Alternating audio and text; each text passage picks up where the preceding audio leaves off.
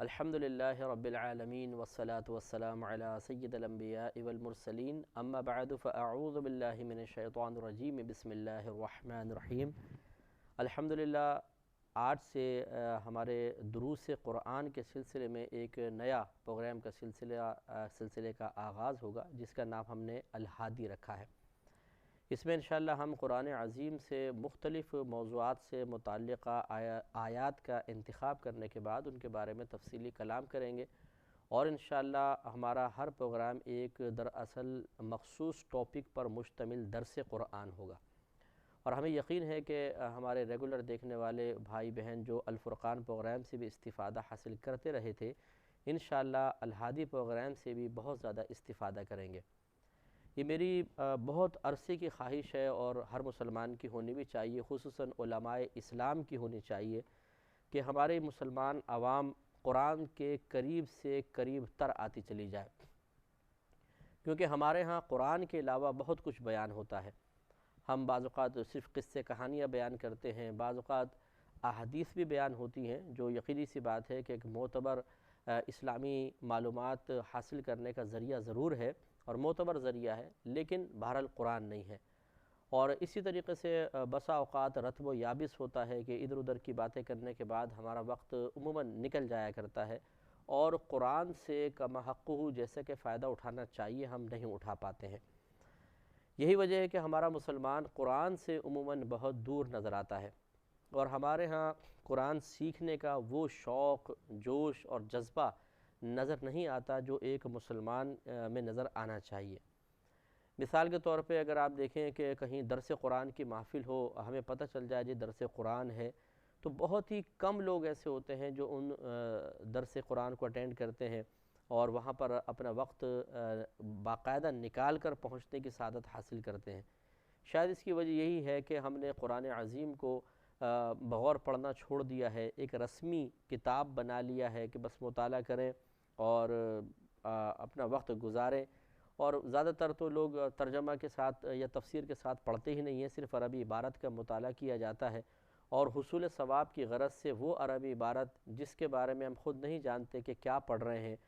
اس میں اللہ تبارک و تعالی ہمیں کیا ارشاد فرما رہا ہے، ہم پڑھتے چلے جاتے ہیں۔ بہرحال قرآن عظیم کا بغیر ترجمہ اور تفسیر کے پڑھنا بھی کوئی بیکار نہیں ہے، یقیناً باعث ثواب ہے، لیکن یہ ہماری خواہش ہے کہ ہم قرآن کے قریب آئیں۔ قریب آنے کا مطلب یہ ہے کہ باقاعدہ روزانہ اس کا مطالعہ ہو، قرآن کے مضامین کو جانیں کہ اللہ تبارک و تعالی نے قرآن پاک میں ہم سے کن کن باتوں کے بارے میں ارشاد فرمایا ہے، ان باتوں کو سنیں، سننے کے بعد اپنے یا پڑھیں، اور پڑھنے کے بعد اپنے ذہن میں محفوظ رکھیں، اور پھر جیسا آیت کا تقاضا ہے اس کے تقاضے کے مطابق عمل کرنے کی کوشش کریں۔ مثال کے طور پر اگر ایک آیت ہم سے کسی کام کے کرنے کا مطالبہ کر رہی ہے، جیسے مثلا اللہ تعالیٰ نے اس میں حکم ارشاد فرمایا، ہم اس کام کو کریں۔ اگر ایک آیت ہمیں کسی کام سے رک جانے کے بارے میں حکم ارشاد فرما رہی ہے، تو ہمیں چاہیے کہ اس کام سے رک جائیں، اور خدا نخواستہ کر رہے ہوں یا نہیں کر رہے ہوں تو رکے رہیں، اور اگر کر رہے ہیں تو اس کو چھوڑیں فوراً سے پیشتر۔ اسی طرح اگر کچھ آیات ہم سے اس بات کا مطالبہ کر رہی ہیں کہ اللہ تبارک و تعالیٰ کی قدرت پر دلیل یا دلائل جو اس کائنات میں جا بجا پھیلے ہوئے ہیں ان پہ غور و تفکر کرو، تو پھر ہمیں غور و تفکر کرنا چاہیے۔ اگر کوئی آیات ہمیں یہ دعوت دے رہی ہیں کہ پچھلی قوموں کے واقعات پڑھنے کے بعد ان سے درس حاصل کرو، عبرت حاصل کرو، اور اس درس حاصل کرنے کے بعد، نصیحت حاصل کرنے کے بعد، عبرت حاصل کرنے کے بعد اپنی عملی حالت کو بہتر سے بہتر بناؤ، تو ہونا یہ چاہیے کہ ہم اس تقاضے کے مطابق عمل پیرا ہونے کو اپنے لیے بہت بڑی سعادت تصور کریں۔ اسی طرح اگر کچھ آیات ہمیں انعام کا لالچ اپنے اندر پیدا کرنے کا مشورہ دے رہی ہیں یا ترغیب دے رہی ہیں کہ ہم جنت کے بارے میں غور و تفکر کریں، میدان محشر کی عزت کے بارے میں غور و تفکر کریں، تاکہ عبادت کرنے کا ایک شوق، جذبہ اور ترغیب حاصل ہو، تو ہمیں ایسا ہی کرنا چاہیے۔ اور اگر بعض آیات ہمیں اس بات کی دعوت دے رہی ہوں کہ ہم میں موجود جو اللہ تبارک و تعالی نے عذابات کی وعیدیں بیان فرمائی ہیں، ان پہ غور و تفکر کرنے کے بعد اپنے سابقہ گناہوں پر توبہ کرو، اور مزید غور و تفکر کرتے ہوئے اس توبہ پر استقامت حاصل کرتے ہوئے نیک اعمال کی کثرت اور گناہوں سے اجتناب پر پابندی حاصل کرو اور جذبے کے ساتھ حاصل کرو، تو ہمیں ایسا ہی کرنا چاہیے تھا۔ اسی طرح اگر کچھ آیات ہمیں آداب سکھاتی ہیں، اللہ کی بارگاہ کے آداب، انبیاء علیہم السلام کی بارگاہ کے آداب، اسی طریقے سے ایمان اور کفر پر مشتمل آیات ہیں کہ جو ایمان کے بارے میں نشاندہی کر رہی ہیں کہ کس طریقے سے ایمان پہ استقامت ہونی چاہیے، یا کچھ آیات ہیں جو ہمیں ڈرا رہی ہیں کہ اگر یہ کام کرو گے تو کافر ہو جاؤ گے، تو ان پر غور و تفکر کرنے کے بعد ان کے تقاضے کے مطابق ہمیں عمل کرنا چاہیے تھا، لیکن ہوتا نہیں ہے۔ بات وہی ہے کہ ہم صرف عربی عبارت پڑھنے والے لوگ ہیں، ہمیں اللہ تعالیٰ نے اتنی عظیم کتاب تو دی لیکن ہم اس پہ توجہ نہیں کرتے ہیں، ہم اس سے پورا فائدہ اٹھانے کے لیے تیار نہیں ہوتے ہیں۔ تو ہمارے الہادی پروگرام کا مقصد ہی یہ ہے کہ ہم اس میں مختلف ٹاپکس لیں گے، مختلف موضوعات کا انتخاب کریں گے، اور پورے قرآن میں اس موضوع سے متعلق جتنی آیات اللہ تبارک و تعالیٰ نے ذکر فرمائی ہوں گی، ہم ان آیات کو لیں گے، اور صرف اس ایک موضوع پہ حقیقتاً پھر یہ درس نہیں ہوگا، بلکہ ہم نے اصل میں جس ٹاپک کا انتخاب کیا، وہ جس آیت میں وہ موضوع موجود ہے اسے تو ہم ضرور مطلب مین ٹاپک کے طور پہ رکھیں گے، لیکن ضمناً جو اور خارجی باتیں ہوں گی انشاءاللہ اس پر بھی کلام ہوگا۔ میرا رہنما کوئی اور ہے۔ آج کا چونکہ یہ ہمارا اس سلسلے کا پہلا پروگرام ہے، تو میری خواہش یہی ہے کہ چونکہ ہادی، لفظ ہادی ہدایت سے نکلا ہے، تو ہم ہدایت کے بارے میں غور و تفکر کریں، قرآن عظیم میں دیکھیں کہ اللہ تعالیٰ نے ہدایت کے بارے میں کیا کیا ارشاد فرمایا، اور جس مقام پہ ہدایت کا تذکرہ کیا گیا ہے وہاں پر اللہ تعالیٰ نے مزید دیگر اور کون سی باتیں بیان فرمائیں، ان پر بھی ہم انشاءاللہ غور و تفکر کریں گے۔ تو یہ یاد رکھیے کہ ہادی یہ اسم فاعل کا صیغہ ہے جس کا معنی ہوتا ہے ہدایت دینے والا، اور یہ لفظ ہدایت سے ماخوذ ہے، یعنی اس سے اخذ کیا گیا ہے، نکالا گیا ہے۔ اور ہدایت کے دو معنی ہیں، ایک لغوی معنی ہوتا ہے، ایک اصطلاحی معنی ہوتا ہے۔ لغوی معنی کا مطلب یہ ہے کہ اگر آپ ڈکشنری کھول کر دیکھیں گے تو لفظ ہدایت کا معنی آپ کو ملے گا راہ دکھانا، اور اگر آپ اصطلاحی طور پر دیکھیں گے، اصطلاح کا مطلب یہ ہے کہ لغوی معنی سے ہٹ کر، ڈکشنری میں موجود معنی سے ہٹ کر، کوئی خاص فن سے یا علم سے تعلق رکھنے والے، یا خاص برادری، خاص ملک، خاص کسی شعبے سے تعلق رکھنے والے بعض الفاظ کے اپنے پاس سے کچھ معانی مقرر کر لیتے ہیں جو ڈکشنری میں نہیں ہوتے ہیں، تو یہ جو ایک مخصوص طبقہ کسی لفظ کا ایسا معنی متعین کر لے جو لغوی معنی کے علاوہ ہو، اسے پھر اصطلاحی معنی کہہ دیا جاتا ہے۔ لہٰذا ہدایت کا اصطلاحی معنی جو شرع کے اندر ہے، اس کے دو معنی آتے ہیں۔ ایک تو ہوتا ہے، ہدایت کا مطلب ہوتا ہے اراءۃ الطریق، یعنی راستہ دکھانا۔ اراءۃ معنی ہوتا ہے دکھانا، اور طریق راستے کو کہتے ہیں۔ اور دوسرا ہوتا ہے ایصال الی المطلوب۔ ایصال معنی پہنچا دینا، الی المطلوب منزل تک، یعنی ہدایت کا معنی ایک یہ بھی ہوتا ہے کہ منزل تک کسی کو پہنچا دینا۔ اب یہ یاد رکھیے کہ ہم نے پہلے بھی اس پہ ویسے میں نے کلام کیا تھا تھوڑا سا، جو ریگولر دیکھنے والے ہیں ان کے ذہن میں یہ مضامین ہوں گے، لیکن میں ایک دفعہ پھر اس لیے بیان کر رہا ہوں کہ ہمارے موضوع سے متعلق ہے کہ جب ہم اراءۃ الطریق کہتے ہیں، راستہ دکھانا، تو حقیقتاً یہ اللہ تبارک و تعالیٰ کے علاوہ چیزوں کے لیے استعمال ہوگا، یعنی انبیاء علیہم السلام کے لیے مثلا جب ہم کہیں گے کہ نبی ہدایت دیتے ہیں، یا انبیاء علیہم السلام ہدایت کے لیے تشریف لائے، تو اس سے ہماری مراد ہوتی ہے اراءۃ الطریق، یعنی وہ راستہ دکھانے کے لیے تشریف لائے ہیں۔ انبیاء علیہم السلام کا کام یہ نہیں ہوتا کہ وہ ہاتھ پکڑ کے کسی کو منزل مقصود تک پہنچا دیں، یہ بھی وہ کر سکتے ہیں، لیکن اللہ تبارک و تعالیٰ نے جو ان کے نزول کا، ان کی بعثت کا مقصد بیان فرمایا وہ یہی ہے کہ ان کا کام ہوتا ہے راستہ دکھانا۔ دیکھو یہ اچھا ہے، یہ برا ہے، یہ ایمان ہے، یہ کفر ہے، یہ جائز ہے، یہ ناجائز ہے، یہ اللہ کے قریب کرے گا، یہ اللہ سے دور کرے گا،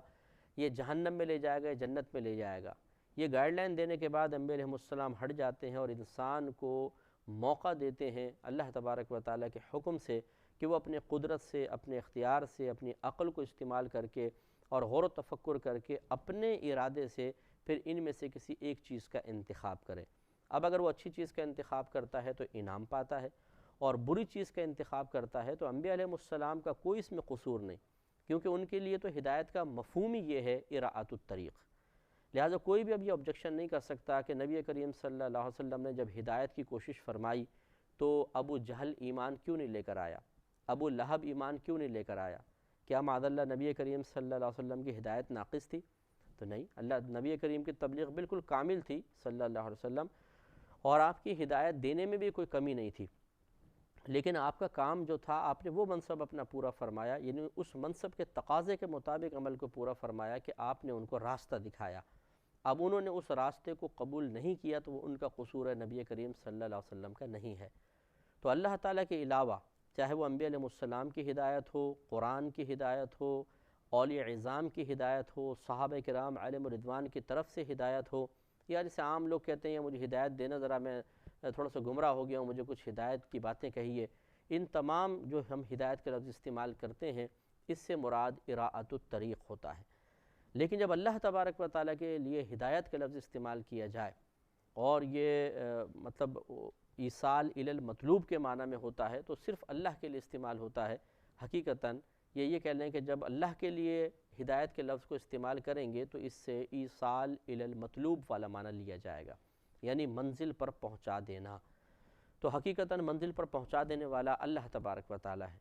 یہی وجہ ہے کہ دیکھیں نبی کریم صلی اللہ علیہ وسلم نے تبلیغ دین فرمائی، لیکن بہت سے کفار ایمان لے کر نہیں آئے، کیونکہ ہمارے نبی کریم صلی اللہ علیہ وسلم کا کام یہ نہیں تھا کہ آپ ہاتھ پکڑ کر کسی کو جنت کے اندر پہنچائیں، یہ آپ اللہ کے طرف سے آپ کو بہت زیادہ اختیارات تھے، اس کا انکار نہیں ہے، لیکن ایصال الی المطلوب کے منزل تک پہنچا دینا یہ اللہ تبارک و تعالیٰ کا منصب ہے، یہ اللہ تبارک و تعالیٰ کا کام ہے۔ انبیاء علیہ السلام تبلیغ فرماتے ہیں، بہت سے لوگ ایمان لے کر نہیں آتے، تو گویا کہ اللہ تبارک و تعالیٰ ان کی شامت اعمال کی بنا پر ان پر ہدایت کے دروازے بند کر دیتا ہے، اور جب اللہ تعالیٰ ہدایت کے دروازے بند کر دے تو کون کسی کو منزل تک پہنچا سکتا ہے؟ ہاں راستہ دکھا دیں گے لیکن وہ راستہ قبول نہیں کرتا تو وہ ایصال الی المطلوب نہیں پیدا ہوتا، یعنی منزل تک پہنچا دینا۔ لیکن جب اللہ تبارک و تعالیٰ کسی کو ہدایت عطا فرماتا ہے تو پھر وہ ضرور منزل مقصود تک پہنچ جاتا ہے۔ اب یہاں ایک کویسچن یہ بیدار ہو سکتا ہے کہ قرآن عظیم میں، اور جیسے ہم بھی بیان کریں گے تو اس کی نشاندہی کر دیں گے کہ قرآن عظیم میں بہت سی جگہ اللہ تبارک و تعالیٰ کی ہدایت کا تذکرہ ہے، لیکن اس کے بعد ان لوگوں کے گمراہ ہو جانے کا ذکر بھی ہے۔ مثلا مثال میں ایک دے رہا ہوں کہ اللہ تعالیٰ نے ہدایت دی پھر وہ گمراہ ہو گئے، تو اب اس پر آبجیکشن پیدا ہوتا ہے کہ اگر اللہ تعالیٰ کی ہدایت سے مراد ایصال الی المطلوب تھا کہ منزل پر پہنچا دینا، تو منزل پر پہنچنے کے بعد پھر گمراہی اور بھٹکنا کیسا ہے؟ تو ان آیات میں کیا تعویل ہوگی؟ اور کہیں ایسا ہے کہ انبیاء علیہ السلام نے لوگوں کو ہدایت دے کر جنت میں پہنچا دیا، تو گویا کہ یہ تو ایصال الی المطلوب والا معنی ہو گیا۔ تو اس کا جواب یہ ہے کہ یہ بالکل ٹھیک ہے، یہ آبجیکشن اپنی جگہ بالکل بجا ہے۔ مسئلہ یہ ہے کہ بعض اوقات لفظ جس معنی کے لیے مقرر کیا گیا ہوتا ہے، بنایا گیا ہوتا ہے، اسی میں استعمال ہوتا ہے،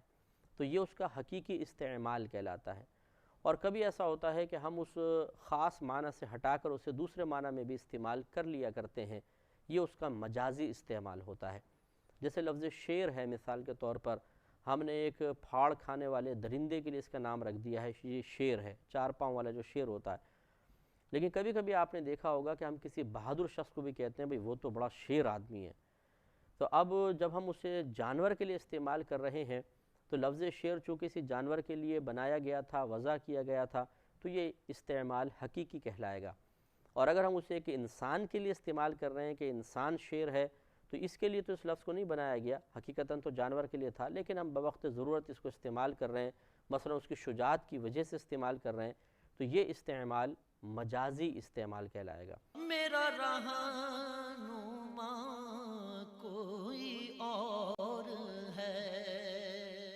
اب یاد رکھیں کہ بعض اوقات ایسا ہوتا ہے کہ ایک لفظ کو اس کے حقیقی استعمال سے ہٹا کر مجازی استعمال میں بھی مجازی طور پہ بھی اس کو استعمال کر لیا جاتا ہے، اور اسی طرح بعض اوقات دوسرے لفظ کو اس کے حقیقی معنی سے ہٹا کر کسی اور مجازی معنی میں استعمال کر لیا جاتا ہے۔ مثلا کہنے کا مطلب یہ ہے، اب جیسے یہ دیکھیں کہ جب ہم اللہ تعالیٰ کے لیے ہدایت کا لفظ کہتے ہیں تو ایصال الی المطلوب یعنی منزل تک پہنچا دینا مراد ہوتا ہے، اور جب ہم اللہ کے علاوہ کے لیے ہدایت کا لفظ استعمال کرتے ہیں تو اس کا مطلب اراءۃ الطریق یعنی راستہ دکھا دینا مراد ہوتا ہے۔ لیکن کبھی کبھی ایسا ہوتا ہے کہ ہم اللہ کے لیے ہدایت کا لفظ استعمال کریں گے، مراد ارات الطریق لے لیں گے، اور نبیوں کبھی نبیوں کے لیے ہدایت کا لفظ استعمال کریں گے، اور مراد ایصال الی المطلوب ہوگا۔